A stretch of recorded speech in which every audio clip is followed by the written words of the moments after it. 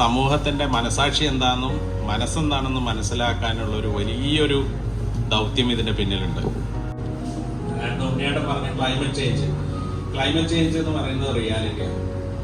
അപ്പോൾ ആ റിയാലിറ്റി ഉൾക്കൊള്ളാൻ പഠിച്ചാൽ മതി. അല്ലാതെ ഇതൊരു ഗ്ലോബൽ ഫിനോമിനനാണ്. അത് അതിൻ്റെതായിട്ടുള്ള സയന്റിഫിക് സിസ്റ്റംസ് കുറേ ഉണ്ട്. അതിൻ്റെ ആക്സസ് ചേഞ്ചും കുറേ ടെക്നിക്കൽ സാധനമുണ്ട്. മനുഷ്യന് അതിനകത്ത് വലിയ കോൺട്രിബ്യൂഷൻ ഒന്നുമില്ല. പക്ഷേ ക്ലൈമറ്റ് ചേഞ്ചിലൂടെ നമ്മൾ ഒരു സ്പീഷീസ് എന്നുള്ള ലെവലിൽ ജീവിച്ച് പോകണമെന്നുണ്ടെങ്കിൽ ഒരുപാട് ടൂൾസ് ഉണ്ട്. നമ്മൾ ഈ മൊത്തം നേച്ചറിൻ്റെ ഒരു ഭാഗമാണെന്നുള്ള റെസ്പെക്റ്റ് നമ്മൾ ഉണ്ടാക്കിക്കൊണ്ടുവരണം. മറ്റേ ജീവികൾക്ക് അത് പറയുന്നുണ്ട്, പക്ഷെ നമുക്ക് കേൾക്കാൻ പറ്റുന്നില്ല, നമ്മൾ ശ്രദ്ധിക്കുന്നില്ല. ആ ശ്രദ്ധയോടെ നിങ്ങൾക്ക് ഉണ്ടാവണം. നിങ്ങൾ കുറേ കൂടെ സെൻസിറ്റീവ് ആവണം. ഈ കഥ രണ്ടാമത്തെ തവണയാണ് റെഡ് എഫ് എം പാർട്ട്ണറായത്. അത് ഈ സ്നേഹബന്ധങ്ങൾ കൊണ്ട് മാത്രമല്ല കേട്ടോ. റെഡ് എഫ് എം പാർട്ട്ണർ ആവുന്നുണ്ടെങ്കിൽ ആ ഒരു പ്രോഗ്രാമിന് അതിന്റെ ഒരു ക്വാളിറ്റി ഉണ്ടെങ്കിൽ മാത്രമേ ഞങ്ങൾ പാർട്ട്ണർഷിപ്പ് ചെയ്യാറുള്ളൂ. അത്രയധികം ക്വാളിറ്റിയുള്ള ഒരു പ്രോഗ്രാമാണ് കഥ. അപ്പൊ കഥകൾ ഇനിയും ഒരുപാട് പറയട്ടെ.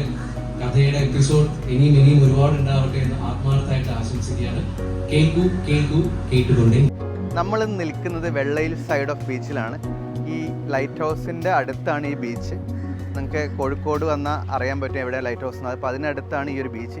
ഈ ബീച്ചിൽ കോസ്മോപൊളിറ്റൻ എന്ന് പറഞ്ഞൊരു KTDC ഒരു ഹോട്ടലുണ്ട്. ആ ഹോട്ടലിൽ ഇന്ന് കഥ എന്ന് പറഞ്ഞൊരു ആർക്കിടെക്ചറൽ എക്സിബിഷൻ നടക്കുന്നുണ്ട്. ഈ ഹോട്ടലിൻ്റെ അല്ലെങ്കിൽ ഈ കോസ്മോപൊളിറ്റൻ ഹോട്ടലിൻ്റെ ഫ്രണ്ടിൽ നമുക്ക് ഈ ഒരു മോഡൽ ഡിസ്പ്ലേ കാണാൻ പറ്റും. ഓക്കെ, ഇവിടെ ഒരു ബാനറും ഉണ്ട് ഇവിടെ. അപ്പോൾ നമുക്ക് കഥ എവിടെ നടക്കണമെന്ന് വെച്ചാൽ ഈ ഒരു വഴിക്ക് പോയിട്ട് അവിടുന്ന് റൈറ്റിലോട്ട് തിരിയണം. ഈ ഭാഗത്തിന് ഓപ്പൺ ബീച്ച് എന്നാണ് പറയുക പൊതുവെ. ഇതിൻ്റെ ബാക്കിൽ കാണുന്ന മെർച്ചൻ്റ് നേവിയുടെ ബിൽഡിങ്ങിലും KTDCയുടെ ബിൽഡിങ്ങിലുമാണ് നമ്മളുടെ എക്സിബിഷൻ നടക്കുന്നത്.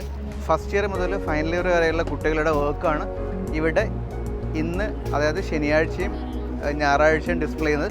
നമുക്ക് അകത്തോട്ട് കയറി നോക്കാം. അകത്തോട്ട് വരുമ്പോൾ നമുക്ക് എൻ്റെ ബാക്കിലൊരു കോർട്ട്യാർഡ് കാണും. നമ്മളുടെ വർക്ക്ഷോപ്സ് ഇവൻറ്റ്സ് ഒക്കെ നടക്കുന്നത് ഈ കോർട്ട്യാർഡിലാണ്.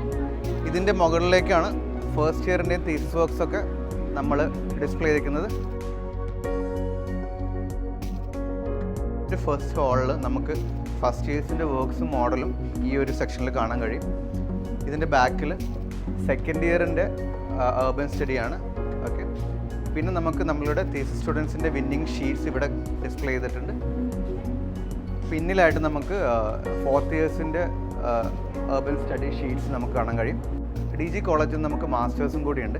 ഇവിടെ ലാൻഡ്സ്കേപ്പ് ഡിപ്പാർട്ട്മെൻറ്റ് ഷീറ്റ്സാണ് കാണാൻ കഴിയും. നമ്മൾ ആ സ്റ്റെപ്പ് വഴി ഇറങ്ങി വന്നാൽ വീണ്ടും ഈ കോർട്ട്യാർഡിലോട്ടാണ്. നമ്മൾ ആദ്യം പറഞ്ഞ കോർട്ട്യാർഡിൽ. ഈ കോർട്ട്യാർഡിൽ നമുക്ക് മെയിൻ ആയിട്ടുള്ളൊരു ഇൻസ്റ്റലേഷൻ ഉണ്ട്. കോളേജിലെ ഫസ്റ്റ് ഇയർ സ്റ്റുഡൻസ് ചെയ്തൊരു ഇൻസ്റ്റലേഷനാണ്. മുകളിലേക്ക് നോക്കിയാൽ മനസ്സിലാവും.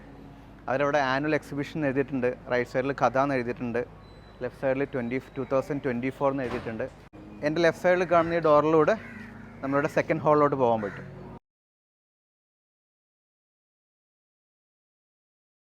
ഈ ഹാളിലോട്ട് കയറി കഴിഞ്ഞ് നമുക്കിവിടെ സെക്കൻഡ് ഇയറിൻ്റെയും തേർഡ് ഇയറിൻ്റെയും വർക്ക്സുകൾ നിങ്ങൾക്ക് കാണാൻ കഴിയും. കുറേ നല്ല മോഡൽസും ഷീറ്റ്സൊക്കെ. ഞങ്ങൾ ഈ കഥയുടെ അംബാസഡറായിട്ട് ഈ ഒരു സ്റ്റോറി ടെല്ലിംഗ് ബേർഡ്സിനെയാണ് എടുത്തിരിക്കുന്നത്. അതുകൊണ്ട് നമ്മൾ മൾട്ടിപ്പിൾ നമ്പർ ഓഫ് ഈ ബേർഡ്സിനെ പേപ്പറിൽ ഉണ്ടാക്കിയിട്ടുണ്ട്. അത് നമുക്ക് എല്ലാ സ്ഥലത്തും കഥ നടക്കുന്ന എല്ലാ സ്ഥലത്തും അവിടെ ഇവിടെ ആയിട്ട് കാണാൻ കഴിയും. ആ സ്റ്റോറി ടെല്ലിംഗ് ബേർഡ്സ് അഥവാ സ്റ്റോർഡ്സിൻ്റെ ഒരു അബ്സ്ട്രാക്ട് ഫോമാണ് നമ്മളുടെ മെമൻ്റോ ആയിട്ട് കൊടുക്കുന്നത്. അത് നിങ്ങൾക്ക് എൻ്റെ കയ്യിൽ കാണാൻ കഴിയും. 2 ഡിഫറെൻറ്റ് കളേഴ്സ് വെച്ചിട്ടാണ് നമ്മൾ ചെയ്തിട്ടുള്ളത്. കഥ 24 ആണ്. ഓക്കെ, ഇത് കണ്ടക്ട് ചെയ്യുന്നത് DG കോളേജ് ഓഫ് ആർക്കിടെക്ചറാണ്. ഞങ്ങളുടെ ആനുവൽ എക്സിബിഷനാണ് നടന്നുകൊണ്ടിരിക്കുന്നത്. അപ്പം നിങ്ങൾക്ക് എല്ലാവർക്കും ഈ വീഡിയോ ഇഷ്ടപ്പെട്ടെങ്കിൽ ലൈക്ക് ചെയ്യുക, ഷെയർ ചെയ്യുക, സബ്സ്ക്രൈബ് ചെയ്യുക. And thank you so much for watching us. ഞാൻ പറയാൻ മറന്നുപോയി, ഈ ഒരു സ്റ്റോഡിനെ ഡിസൈൻ ചെയ്തിട്ടുള്ളത് ഞാൻ തന്നെയാണ്. ഓക്കെ, അപ്പം നിങ്ങളിത് എവിടെയും കാണുകയാണെങ്കിൽ ഐഡൻറ്റിഫൈ ചെയ്യാൻ പറ്റും.